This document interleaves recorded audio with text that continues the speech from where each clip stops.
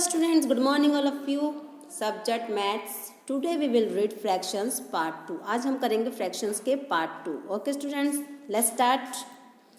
Write the fraction for shaded and unshaded portion. आपको इस figure के अंदर shaded portion और unshaded portion को क्या करना है बच्चों, फाइंड आउट करना है. अब देखो shaded कितने पोर्शन है, 1 और 2 है ना बच्चों shaded, तो आपको यहाँ लिखना है shaded कितने हैं 2 और यहाँ लिखना है अनशेडेड. अनशेडेड कितने हैं 1 2 3 4 5 6 7, तो 7 अनशेडेड है तो यहाँ लिखना है आपको 7. तो लेट्स स्टार्ट. यस, तो बच्चों शेडेड कितने पोर्शन थे हमारे पास 1 2, तो हम लिखेंगे यहाँ 2. और अनशेडेड कितने थे बच्चों 1 2 3 4 5 6 7, तो कितने हमारे पास अनशेडेड 7. ओके यस, नेक्स्ट पे चलते हैं. इसमें शेडेड पोर्शन कितना है बच्चों 1, तो हम लिखेंगे 1. और अनशेडेड कितने हैं बच्चों आपके पास 1 2, अनशेडेड कितने हैं 2, तो यहाँ लिखो अनशेडेड में 2. नेक्स्ट चले बच्चों, यहाँ पर हमें शेडेड कितने हैं हमारे पास देखो 1 2 3 4, तो शेडेड हमारे पास कितने हो गए बच्चों 4, तो ये लिखो 4. नेक्स्ट में कितने हैं आपके अनशेडेड कितने 1 2 3 4, अनशेडेड भी कितने हो गए आपके पास 4. तो बच्चों आपको समझ में आया ये, तो चलें आगे अच्छे से. मेरे ख्याल से आपको अच्छे से समझ में आ गया होगा शेडेड और अनशेडेड. ओके बच्चों, next right the fraction for each of the following fractional numbers. तो आपको क्या करना है बच्चों, फ्रैक्शनल नंबर से आपको फ्रैक्शंस लिखने हैं. यहाँ लिखा 1/4, तो लिखना है आपको 1/4 फ्रैक्शंस के रूप में लिखना है आपको, तो ये 1/4. 2/5 यानी 2/5. 3/7 3/7. 1/6 1/6. 2/3 2/3.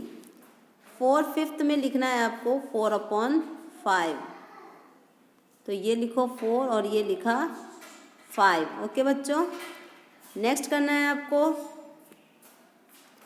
3/4 को लिखना है 3/4. ओके, फिर आपको लिखना है 6/7. 6/7 है ना बच्चों, तो इसको लिखना है 6/7. 3/5 तो लिखना है 3/5. 5/8 तो लिखना है 5/8. ओके स्टूडेंट्स, नेक्स्ट यहाँ right the fractional numbers for each of the flowing fractions. अब आपको लिखना है फ्रैक्शनल को फ्रैक्शनल नंबर में. फ्रैक्शनल को क्या करना है बेटा, फ्रैक्शन नंबर में. ओके, तो यहाँ लिखा 1/3, तो आपको लिखना है 1/3. नेक्स्ट 2/5, तो लिखना है आपको क्या करना है 2/5. 2/2 1/2 1/2. 3/4 3/4. 2/7 2/7. 3/8 3/8. 2/9 2/9. 6/7 6/7. 2/3 2/3.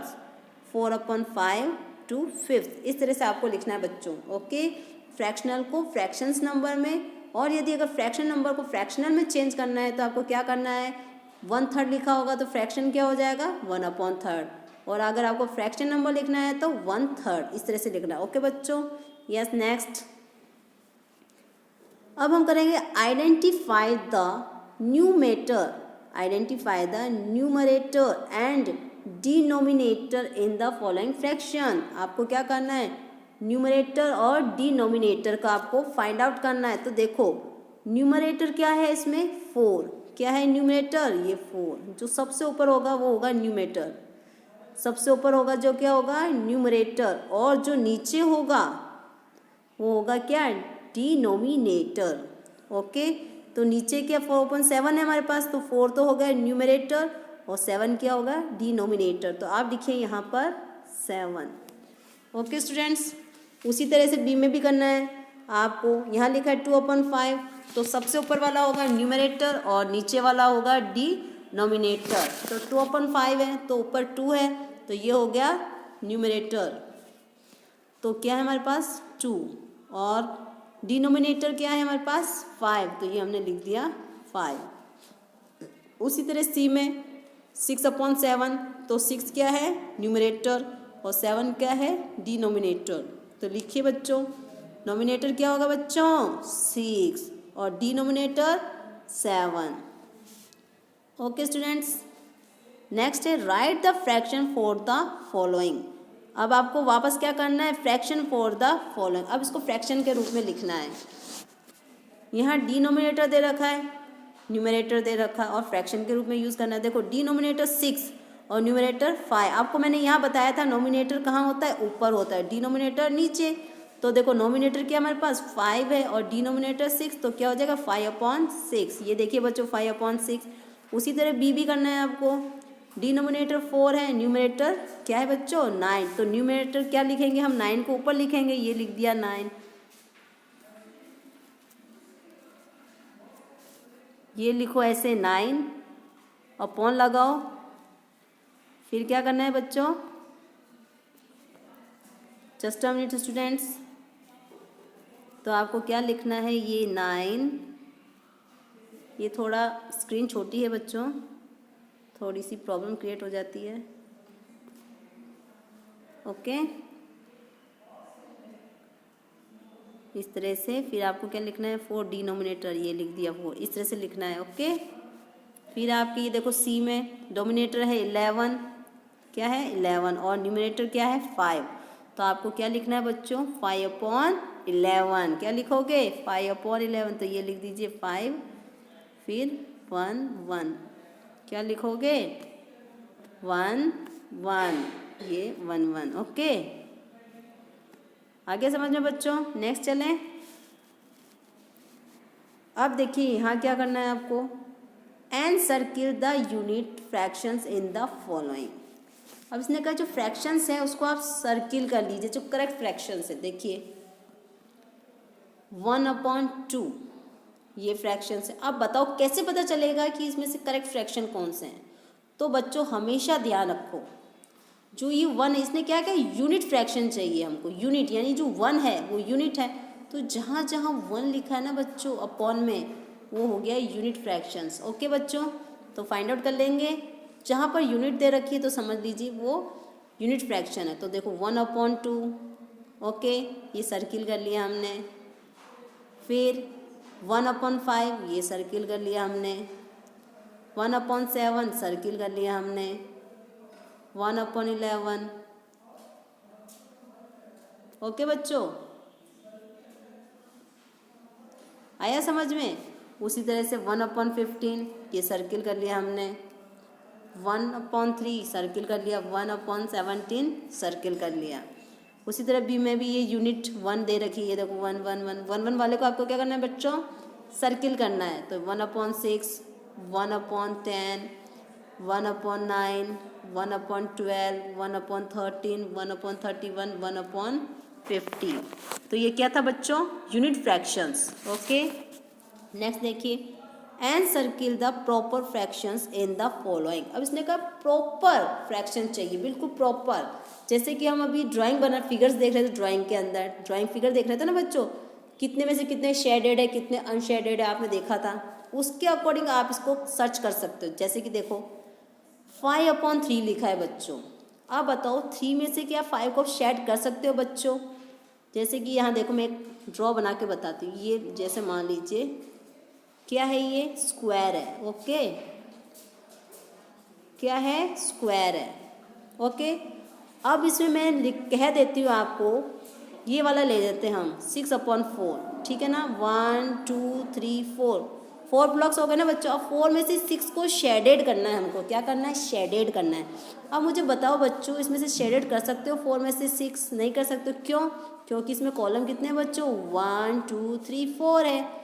4 है ना कॉलम हमारे पास, इसलिए हम इसको शेड नहीं कर सकते, यानी कि क्या हो गया, रॉन्ग। तो बच्चों आपको समझ में आ गया ये। तो इस तरह से हमको करना है, ठीक। तो चलिए देखें, इसलिए देखो 3 में से 5 शेड नहीं हो सकता, इसलिए ये प्रॉपर फ्रैक्शन नहीं है। 9 में से 4 हो सकता है बच्चों, इसलिए ये प्रॉपर फ्रैक्शन है। क्योंकि 9 में जितने ब्लॉक होंगे तो 4 तो कम है ना बच्चों, इसलिए हम इसको आराम से कर सकते हैं। तो 9/4, 7/2, 2/7, 3/5, 4/7, 11/13, 12/15, 1/9, 3/7, 8/11, यानी कि इनमें से अपन कर सकते हैं। लेकिन क्या 4 में से आप 6 को कर सकते हो? नहीं कर सकते हो। 4 में से 9 कर सकते हो बच्चों शेडेड? नो। 7 में से 11 शेड कर सकते हो? नो, नहीं कर सकते ना बच्चों। तो यानी कि ये सारे क्या हैं? प्रॉपर नहीं है। और जो प्रॉपर है उसको सर्किल कर दीजिए इस तरह से। ओके बच्चों। अब बी में भी देखिए कौन सा प्रॉपर फ्रैक्शन है। 7/10, 4/8, 5/16, 1/7, 2/17। ओके बच्चों, नेक्स्ट चलें। इसी तरह से करना है। देख लीजिए, ये देखो जो अनप्रॉपर है, 11 में से 12 को हम शेड नहीं कर सकते बच्चों। 2 में से 5 को भी शेड नहीं कर सकते। 2 में से 3 को भी शेड नहीं कर सकते। 15 में से 17 को भी शेड नहीं कर सकते, क्योंकि बच्चों 15 में 15 कॉलम ही होते, 17 नहीं हो सकते। इसलिए बच्चों ये क्या अनप्रॉपर है। ओके, आया समझ में बच्चों? हाँ बच्चों, ये एक और है, ये देखिए 19 में से 16 को हम कर सकते हैं, ये करेक्ट है। इसे और कर लीजिए कॉलम। ओके, और अब हम देखो 15 में 17 में 7 में से 15 कॉलम्स नहीं कर सकते शेडेड। 3 में से 14 कॉलम्स को भी शेड नहीं कर सकते, और 11 में से 16 को भी हम शेड नहीं कर सकते। ओके स्टूडेंट्स, चलिए next. And circle the improper fractions in the following. अब इसने कहा इम्प्रॉपर, जो इम्प्रॉपर है, पहले तो हम प्रॉपर कर रहे थे, अब इम्प्रॉपर यानी कि जिससे हम शेड नहीं कर सकते वो वाला। ओके बच्चों, अपने ड्राइंग के अकॉर्डिंग चलो, अपनी सिंपल लैंग्वेज में। अब देखो 3 में से 14 क्या शेड कर सकते हैं बच्चों? नहीं कर सकते, तो ये क्या हो गया? Improper fraction. 1 में से 2 को शेड कर सकते हो बच्चों? नहीं। 2 में से 1 को तो कर सकते हो, लेकिन 1 में से 2 को शेड नहीं कर सकते हो बच्चों, इसलिए ये क्या हो गया? इम्प्रॉपर। 13 में से 11 कर सकते हैं बच्चों आराम से। 17 में से 12 को भी कर सकते हैं। 18 में से 3 को भी कर सकते हैं। 7 में से 5 भी कर सकते हैं, और 10 में से 4 को भी कर सकते हैं ना बच्चों। लेकिन 3 में से 10 को शेड नहीं कर सकते, क्योंकि 3 में तो 3 कॉलम होंगे, तो 10 कहाँ से लाएंगे? इसलिए ये क्या हो गया? इम्प्रॉपर। 7 में से 15 को भी नहीं कर सकते बच्चों। 9 में से 12 को भी नहीं कर सकते हैं, नहीं कर सकते ना बच्चों। ये सब क्या है? इम्प्रॉपर। अब 16 में से 15 को कर सकते हैं ना बच्चों, इसलिए ये तो प्रॉपर हो गया। 17 में से 8 को भी कर सकते हैं। 15 में से 14 को भी कर सकते हैं, तो ये तो हो गए प्रॉपर। लेकिन इम्प्रॉपर कौन से हैं? जिसमें से शेड नहीं कर सकते हैं। ठीक है ना। नंबर बी पे आ जाइए। 2 में से 5, 2/5। 5 में से 2 को क्या कर सकते हैं बच्चों हम? 5 में से क्या 2 को हम शेड दे सकते हैं? यस, दे सकते हैं ना। 5 में कॉलम ज़्यादा होंगे तो 2 तो आराम से शेड कर सकते हैं। 7 में से 4 को भी शेड कर सकते हैं, लेकिन 4 में से 9 को शेड नहीं कर सकते बच्चों, क्योंकि 4 में 4 कॉलम होंगे, 9 कॉलम तो नहीं हो सकते ना। 9 तो शेड करनी है अपन को, इसलिए ये रॉन्ग है, यानी कि ये क्या हो जाएगा? इम्प्रॉपर। 11 में से 14 को भी नहीं कर सकते बच्चों। 14 में से 17 को भी हम शेड नहीं कर सकते। 11 में से 17 को भी नहीं कर सकते। 12 में से 13 भी शेड नहीं हो सकती बच्चों, और 5 में से 12 भी शेड नहीं हो सकती है। 10 में से 15 भी शेड नहीं हो सकती है। 12 में से 20 भी नहीं हो सकता है। 5 में से 25 भी नहीं हो सकता है। क्योंकि बच्चों क्यों नहीं हो सकता, ये तो आपको बार बार बता रहे हैं कि अगर हमारे पास कॉलम ही कम होंगे तो हम शेड ज़्यादा कैसे कर सकते हैं। ये देखो यहाँ 5 दे रखा है। अब हमें कोई बॉक्स बना लेते हैं, जैसे कि ये देखो यहाँ पर। ठीक है बच्चों, 1 2 3 4, ये 5 हो गया। ओके, कितने हो गए? 1 2 3 4 5 कॉलम्स है, और यहाँ लिखा है क्या बच्चों? 25। आप बताओ इसमें जब 5 कॉलम्स है तो 25 कॉलम्स कैसे हम शेड करेंगे? नहीं कर सकते ना बच्चों, क्योंकि हमारे पास 25 तो है ही नहीं है, तो कैसे करेंगे? तो यानी क्या होगा? ये इम्प्रॉपर हो गया, रॉन्ग हो गया। इसलिए इसने क्या कहा? And circle the improper fractions in the following. जो इम्प्रॉपर है उसको एंड सर्कल कर दीजिए, सर्कल बना दीजिए, फिनिश। ओके स्टूडेंट्स, समझ में आया आप सबको अच्छे से? Okay students, thank you all of you and जय हिंद।